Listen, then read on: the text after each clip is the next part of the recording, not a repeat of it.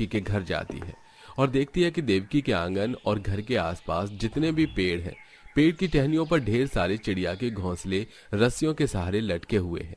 ये देख। ये सब क्या है? आज तक तो चिड़ियों के घोंसले टहनियों पर देखे थे, पहली बार टहनी पर लटकने हुए देख रही हूँ।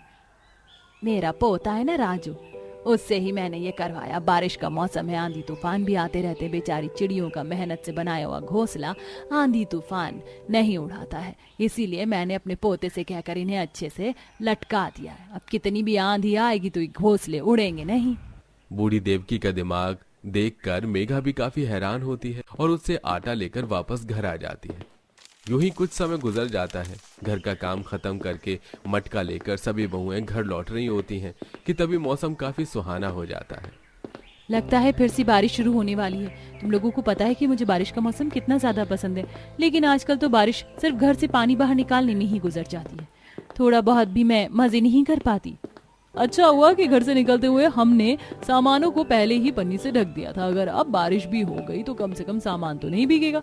इसीलिए तो मैं सोच रही हूँ कि क्यों ना आज हम सब बारिश में भीगते हैं और थोड़ी मस्ती करते हैं। मेरा भी कब से यही सब करने का मन था। चलो आज अपने मन की करते हैं। सभी बहुएं मौसम के मजे लेते हुए गांव में इधर उधर घूमने लगती हैं और कुछ देर चलने पर वो एक खाई के पास जहां पहुंचती हैं, जहां से सारा गांव और आसपास के जंगल का नजारा दिख रहा था। तो वहीं पास में ही खाई से लगकर बड़े बड़े 2-3 पेड़ भी थे।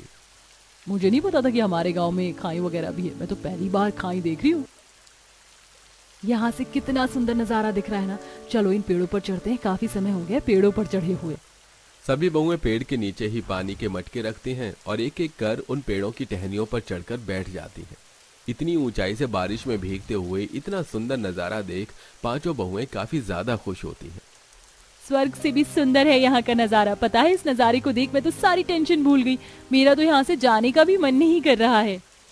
मैं तो कह रही हूँ कि अब जब जब हमें समय मिलेगा हम सब यहाँ पर आया करेंगे, थोड़ी देर के लिए ही सही, लेकिन कम से कम सारी परेशानियों को भूलकर जिंदगी को अच्छे से जी सकेंगे।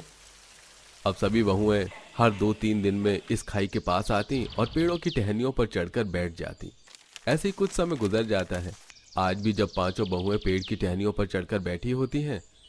काश हमारा घर भी यही होता तो कितना अच्छा होता ना। पूरा दिन हम इस सुंदर से नज़ारे को देख सकते।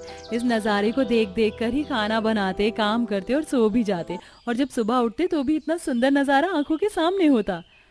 लेकिन ये मुमकिन भी तो नहीं है। अगर ये पेड़ की टहनियाँ काफी ज्यादा चौड़ी होती तो हम इन पर घर बना भी सकते थे, लेकिन पेड़ की टहनियाँ मोटी और मजबूत तो है लेकिन ज्यादा चौड़ी नहीं है। ऊपर से अगर हमने इन पर घर बना भी लिया तो